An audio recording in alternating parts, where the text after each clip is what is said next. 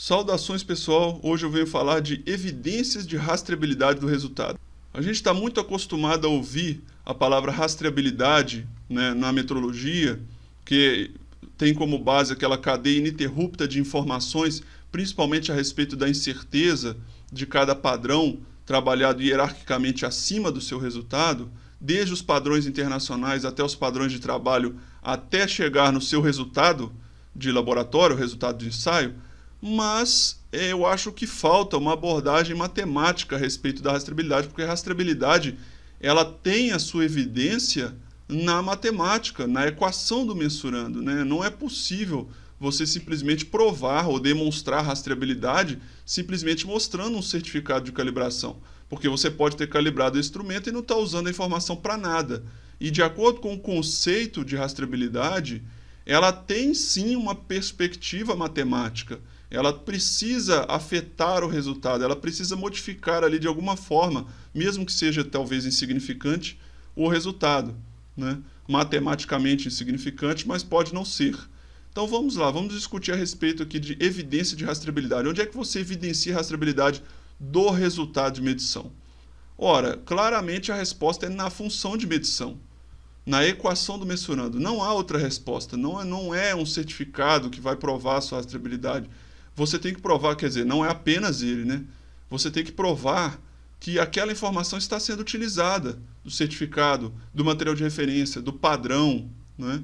Então vamos aqui pegar dois exemplos comuns na química analítica, uma titulação e uma curva de calibração, que são equações que se repetem muito nesses ensaios, ou equações muito parecidas, que aí a gente consegue detectar onde há rastreabilidade, onde o resultado garante a sua rastreabilidade. Por exemplo, vamos ver essa equação de titulação aqui, ó.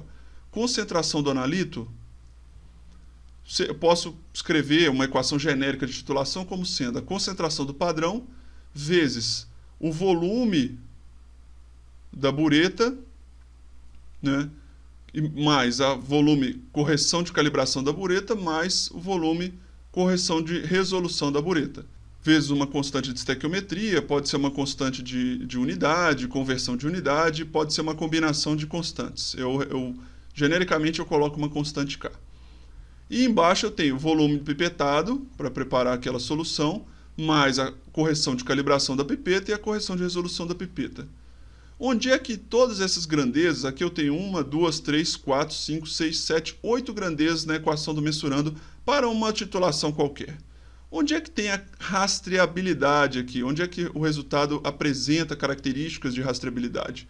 Eu tenho 3 grandezas aqui que têm rastreabilidade. Olha, padrão, concentração de um padrão, pode ser um padrão pronto ou um padrão preparado a partir de uma solução rastreável, uma solução de um MRC, uma solução padrão. Então, esse C padrão, ele deve carregar características de rastreabilidade e contribui com a sua rastreabilidade para a rastreabilidade do resultado. Então, teoricamente, bastaria que uma grandeza contribuísse, né, para que o resultado tivesse elementos de rastreabilidade. Porém, aqui eu tenho duas calibrações. Eu tenho a calibração da bureta e a calibração da pipeta. A bureta no numerador e da pipeta no denominador. Então, usando vidraria calibrada, você também faz com que exista uma contribuição de rastreabilidade dessa vidraria, de cada equipamento utilizado, para o resultado. Então, neste exemplo, eu tenho 3. Eu tenho 2 correções de calibração que me trazem rastreabilidade, desde que elas sejam corretamente aplicadas, com as suas incertezas, e uma concentração de padrão também corretamente aplicada com a sua incerteza, na expressão da incerteza.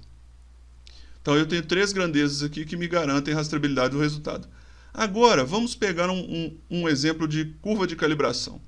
Uma equação típica de valor previsto de concentração para uma dada curva de calibração seria nessa forma aqui, ó. Eu tenho a concentração prevista no domínio da calibração, que eu já mostrei em outro vídeo, sinal instrumental menos B0 sobre B1, vezes, aqui eu tenho uma razão de diluição, que é a respeito de uma razão entre um volume de balão e um volume de pipeta.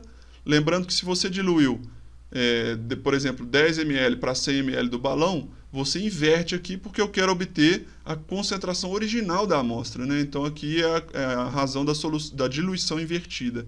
Volume do balão mais a sua correção de calibração, correção de resolução, e a mesma coisa para a pipeta no denominador. E aqui no final eu multiplico por uma razão que me dá um fator de correção de recuperação, que é a concentração do material de referência dividido pela concentração experimental daquele material de referência, ou seja, quanto eu consigo atingir. Isso me dá uma recuperação, na verdade me dá uma correção de recuperação, ou melhor ainda, fator de correção de recuperação. E dessa equação aqui, onde é que estão os valores que me garantem rastreabilidade? Primeira observação, se o seu B0 e B1 foram estimados por método dos mínimos quadrados univariado, eles em si não têm rastreabilidade, porque eu não pude ir lá no raciocínio matemático considerar as incertezas em X, as incertezas dos padrões. Se fosse obtido por um método bivariado, eles mesmos já carregariam essa medida de rastreabilidade, ou melhor, essa característica de rastreabilidade na sua medição. Porém, eu tenho aqui calibração de balão, calibração de pipeta, que me garantem uma rastreabilidade da etapa de diluição, né? Mas o principal fator que me garante a rastreabilidade, né, uma vez que 99% dos laboratórios estimam B0 e B1 com mínimos quadrados univariado, e eles em si não terão rastreabilidade, é esta grandeza aqui que me garante a rastreabilidade, concentração do material de referência para fazer a correção de recuperação. Ela é o principal elemento que garante a rastreabilidade deste resultado de concentração do analito. Então, para qualquer ensaio, tudo que você for procurar rastreabilidade, olhe para a equação do mensurando. Ela que te dá a base para a rastreabilidade. Você vai identificar as correções de calibração, porque a calibração é uma operação que visa garantir rastreabilidade ao resultado por aquele instrumento, e qualquer coisa que faça referência a material de referência, padrão, material de referência certificado, eles também visam garantir rastreabilidade ao resultado. Portanto, aquele resultado carente de um padrão, aqui no caso da titulação, eu já tenho um padrão aqui preparado. Pode ter vindo de uma solução PA, ou mesmo material de referência certificado, mas originalmente na curva de calibração eu não teria. Portanto, eu coloco um fator, um fator de correção de recuperação para garantir rastreabilidade. Se fosse uma medição direta, o que poderia me garantir rastreabilidade, por exemplo, se fosse medição de uma massa? Basicamente é a calibração da balança. Aí só tem uma, certo? E se fosse, por exemplo, a medida de um pH? Teria a calibração do pHmetro, mas também teria a verificação intermediária, por exemplo, com um padrão ou uma solução de referência que também pode vir a garantir rastreabilidade, desde que ela faça parte de uma cadeia de rastreabilidade com padrões superiores. Tá certo? Então esse foi o conteúdo sobre evidências de rastreabilidade, como que você descobre se o resultado tem características de rastreabilidade ou não. Obrigado pela atenção e até o próximo conteúdo.